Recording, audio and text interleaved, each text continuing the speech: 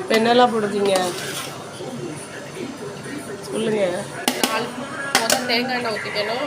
அப்புறம் 4 பெரிய வெங்காயம், பச்சை மிளகாய் ஒரு 5 பச்சை மிளகாய் போட்டு நல்லா பொன்னிறமாக வர வரைக்கும் வதக்கணும். அது நல்லா கிறிஸ்பி ஆகிற வரைக்கும் வதக்கிட்டு தக்காளி போடணும்.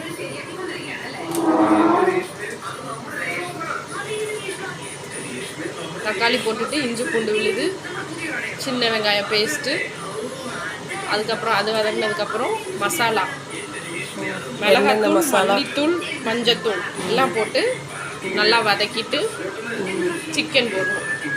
சிக்கன் போட்டு பரட்டணும். ரொம்ப பரட்டினா உடஞ்சிரும். ரொம்ப பரட்டினா அது உடஞ்சிரும்.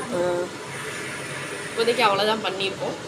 சரி, சிக்கன் குழம்பு ரெடி ஆகிட்டு கொதிச்சிட்ருக்கு. நம்ம தாளிச்சு பண்ணணும். வெங்காயம் கருவேப்பிலை போட்டு எண்ணெய் தேங்காய் எண்ணெய் ஊற்றி தாளிச்சு பண்ணணும். ஓகேட்டா, பாய்.